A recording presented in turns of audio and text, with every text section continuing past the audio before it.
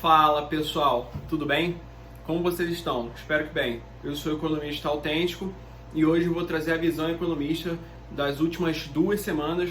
Não consegui trazer o vídeo da semana passada, então vou resumir no vídeo de hoje as 2 últimas semanas. E gostaria de começar com o ponto 2, fertilizantes. Fertilizantes, que são as commodities, elas estão muito voláteis. Todas as empresas do setor de agricultura, agronegócio, estão com problemas de oscilação. O que a gente pode ter de visão economista e da macroeconomia com isso? Que um país que depende muito dos recursos do outro, em algum momento vai ter danos severos na sua demanda, porque depende daquele fornecimento. Aqui no Brasil aconteceu isso com os fertilizantes que vêm da Ucrânia e da Rússia. A gente tem 80% dos fertilizantes que vêm lá de fora e só 20% é próprio. Por que isso? Porque aqui para o Brasil, toda a burocracia, todos os impostos, tudo que se tem, para você, sem contar que não tem muitos players que fazem isso, e tem algumas zonas que são protegidas, por serem indígenas, que eu acho que a falta de exploração do próprio terreno. Tem órgãos internacionais que falam que é para proteger, sendo que o próprio deles eles já utilizaram ou às vezes criaram reservas com incentivo privado para proteger essas áreas. Mas no Brasil é mais barato você importar esses fertilizantes do que fazer aqui mesmo. E com todo esse problema, o que isso desencadeou? Que agora a ministra da Agricultura, Tereza Cristina, teve que se mexer para poder comprar fertilizantes de outros países. O escolhido nesse momento foi o Canadá. Vai tentar suprir um pouco, e a partir de agora o nosso país, o Brasil, vai incentivar, vai tirar impostos, vai tentar fazer o possível para se criar essa oferta aqui, para ter a produção desses fertilizantes, extração dos fertilizantes, potássio, para nossa agricultura. E é um ponto bem importante, a gente vai estar sofrendo essa volatilidade no setor, e as empresas que estão dentro da bolsa, se você tem posição, tem sempre gente entrando, mas se você tem posição elevada, uma posição boa, como é cíclico essas coisas, subiu muito, às vezes você pode só segurar e esperar descer, ou você vende um pouquinho e compra alguma outra coisa que está em queda.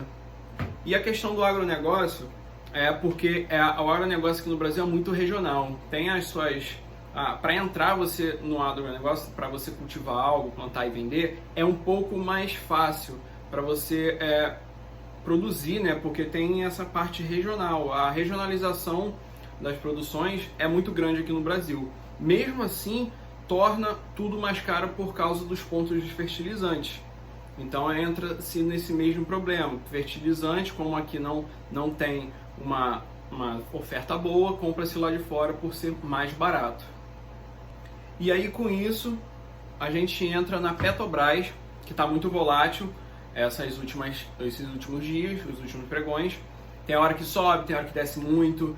Ela acabou subindo os preços dos combustíveis, subiu o preço do gás, ela subiu muito porque ela estava segurando durante 57 dias, ela segurou o aumento dos preços, mesmo com o preço do Brent lá fora oscilando. Então ela esperou 57 dias, ficou com essa defasagem e subiu os preços. O mercado viu isso como bom, mas como a gente está em ano de eleição, os políticos não viram isso como muito bom, porque quando você aumenta o preço da gasolina, do combustível e tudo mais, isso impacta diretamente na parcela das pessoas mais pobres. Porque além da toda demanda logística que todos os transportes precisam para levar e trazer mercadoria, insumos e tudo mais, o combustível para carro, moto, esse tipo de coisa também fica mais caro, assim como o transporte e tudo mais. Então isso entra bastante no problema da empresa, porque ela é mista, ela tem capital tanto para acionistas, pessoas físicas, e o Estado, que é o maior deles. Então a gente, com as sanções e tudo mais, a gente teve uns probleminhas ali, estão bem voláteis os preços, e lá agora beirou os $140 o barril de petróleo, depois já arrefeceu, caiu e parou ali, caiu para baixo de 100 e agora ficou um pouquinho acima de 100. Uma das coisas que fez cair um pouco o preço do petróleo foi que lá na China está tendo um surto de contágio da Covid, e com isso umas 30 a 50 milhões de pessoas pararam. E o que o mercado macroeconômico entendeu? Que diminuiu um pouco a demanda e continuou a oferta. Então isso fez cair um pouco, mas nada que seja tão drástico, foi tudo bem rápido, bem momentâneo. Então esses são os pilares. O que acontece? A oferta não consegue ser maior, a demanda sobe. Com esse lockdown, o que acontece? A demanda cai. São alguns milhões de pessoas, sim, entende-se bem pouco que vai cair essa demanda, então cai um pouco o valor. Mas aí a gente tem um problema das eleições, que quando se sobe o preço, os políticos falam que está errado, que não pode, que aquilo, o petróleo é nosso ou não é nosso, sendo que toda a população ajudou a construir. Agora entrando no aumento da Selic, a Selic aumentou 1%, foi de 10,75 para 11,75. Com esse aumento, a gente tem as empresas afetadas são varejo, sempre construção, porque fica mais caro para você pegar crédito, sem contar que outras pessoas, ao invés de pegar o seu dinheiro e abrir negócios, elas preferem deixar num tesouro Selic, ou então deixa lá no CDB de 100% de liquidez diária, num banco. Isso então desestimula a economia e a inflação começa a diminuir um pouco, que é usada realmente para ter esse controle, só que acaba afetando a economia. É uma medida meio ruim, o certo seria ficar oscilando entre bem baixo, que são os países desenvolvidos, são bem baixas as taxas de juros, para incentivar justamente a economia, e por isso que elas são de primeiro mundo, economias de primeiro mundo. Então, com essa taxa Selic subindo, pessoas tendem a dizer que fundos imobiliários agora estão ruins para se investir, vamos investir em renda fixa, e não tem nada a ver. O mercado também imobiliário é cíclico, você percebe que quando sobe a taxa Selic eles caem, ou seja, o momento de entrar são imóveis não vão sumir, cair, desmoronar, até porque fundos imobiliários, se eles tiverem algum problema, eles abrem uma nova emissão. Lembrando que é sempre ruim você ter monoativo dentro de um fundo imobiliário, nunca invista num fundo imobiliário com monoativo ou com poucos clientes, invista na diversificação. Então com isso, o que acontece? É cíclico o mercado.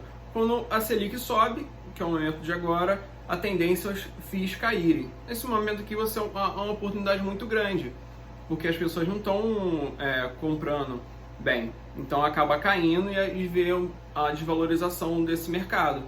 Quando a Selic se tornar a descer, que a tendência é ela chegar mais ou menos a uns 13% a 14%, ela vai chegar nesse ponto e vai começar a cair. Quando começa a cair, os fundos imobiliários, empresas de varejo, construção tendem a subir. Por isso que na sua carteira você tem que ter uma diversificação com várias empresas, vários setores, para quando no momento de ciclo um setor subir, o outro vai cair. Então você está sempre rebalanceando nesse que está caindo e você permanece com o que está subindo. É assim que funciona o mercado. Se todo mundo tivesse essa lógica, o mercado, as pessoas não perderiam tanto dinheiro. E lógico, tem sempre uma pessoa que vai entrar aqui e sempre uma pessoa que vai entrar aqui. Porque se não tivesse a rotação de pessoas vendendo e comprando papel, além de quem compra e vende todo dia, a gente não ia ter a troca dos papéis. Tem que se ter, mas quem tem pensamento de longo prazo, com a sua maior parte da carteira, que é para segurar, que não para ficar ganhando dinheiro no curto prazo, é para isso. E qual é a questão do varejo? Toda vez que a taxa Selic sobe, torna-se mais caro os fretes do varejo. O frete, entre outras coisas, para o varejo em si, como Americanas, Via, que antigamente era a Via Varejo, Magazine Luiza, Grupo Mateus, que é mercado, Açaí, Pão de Açúcar, que esses aí são os varejos. E aí o que acontece? Isso aí torna mais caro os fretes, para eles levarem produtos e trazerem produtos. Isso faz com que a margem de lucro caia e torne-se empresas bem voláteis e que não tem um retorno tão esperado assim no curto prazo. Elas são mais para longo prazo, sem contar que tem a entrada de novos players, né? Grandes como Amazon, Mercado Livre, Shopee, AliExpress. E além desse aumento da taxa Selic, o que acontece? O dólar está entrando bastante aqui no Brasil, que continua sendo uma bolsa barata. O Brasil é um dos países emergentes que quem é lá de fora está vendo uma grande oportunidade, porque está barata, sem contar que o dólar aqui é muito mais forte.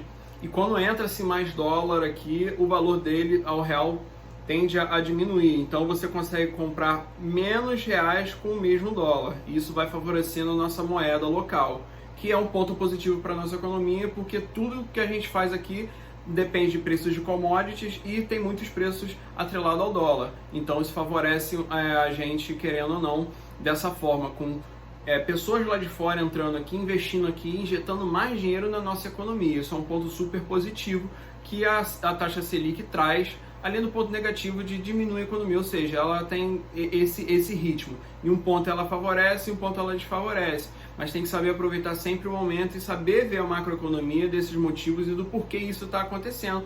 E é simplesmente por esses fatores. Algo que eu queria pontuar é sobre o Telegram. O Telegram foi agora foi intimado a ser bloqueado pelo nosso STF aqui no Brasil. E isso traz um pouco de risco, porque empresas de tecnologia não vão querer abrir escritórios aqui no nosso país para fomentar empregos e tudo mais, e ter esse crescimento exponencial no nosso país, porque essas empresas se sentem ameaçadas por chegar alguém e sancionar: eu não quero que isso aqui aconteça por tal motivo. Então isso assusta muito novos entrantes. E os que têm agora ficam com medo, e sem contar esses que têm agora, eles são bem grandes. Se eles acatarem, eles vão continuar mandando no mercado. Isso atrapalha, é uma barreira para entrar novos. Concorrência não só de mensagem de texto, mas qualquer outro tipo de tecnologia que vão fazer escritórios aqui. Então, chegando nesse ponto da visão economista, até lá de fora, de empresas como a Amazon, essa semana ela comprou a MGM. O que é a MGM? É aquela produtora de filmes que tem no catálogo 007, Rock, entre outros filmes. Ela comprou por 8,5 bilhões de dólares. E o que isso traz, remete pra gente? A Amazon está se tornando um conglomerado gigantesco, porque além de ela ter o varejo, concorrer com um monte de outros players, ela tem a parte de música, ela tem a parte de streaming, ela tem a parte de games, e ela comprou essa parte de setor de filme para ajudar na Amazon Prime, sem contar que esse catálogo de filmes vai entrar na rede deles. Então isso... A empresa é muito, muito boa, é sempre bom ter empresas que diversifiquem assim. Lógico que uma grande, ela não pode entrar naquela questão de se tornar gigante num setor, né, para ela não ser um monopólio. Nunca é bom você ser a favor do monopólio. Se tiver players brigando ali, pelo menos, no mínimo 5, tá ótimo, porque elas sempre vão ficar tentando trazer benefícios para elas mesmas, até para os acionistas, e isso é bom. Se for um monopólio, a empresa não vai estar nem aí, ela vai ganhar dinheiro de qualquer forma, e às vezes pode ser danoso para os acionistas. Aí tem outra questão: a General Motors, ela está ampliando bastante o seu setor de tecnologia, e uma das coisas que ela botou é uma ferramenta para mostrar para quem é condutor do carro o momento de fazer a manutenção. Isso economiza bastante, além de tempo, evitar que traga um problema maior para o veículo e você tem que gastar mais dinheiro sobre isso. E uma outra e última questão: a Walmart está usando o setor de parte de tecnologia para criar modelos, já tem os modelos, são fotos de pessoas reais, que você pode trocar as roupas dentro do departamento de venda de roupas do Walmart, e lá você vê, tem vários modelos, pessoas altas, baixas, magras, tem várias formas, você pode ver o tom, tem pessoas de etnias diferentes, que você pode ver qual fica melhor aquela roupa na pessoa. Então isso é um ponto positivo e um ponto bem grande para você ver a questão da economia dentro do setor de tecnologia, que é muito importante. Tecnologia. Hoje a tecnologia está se ampliando e crescendo de um jeito muito rápido e extremamente exponencial.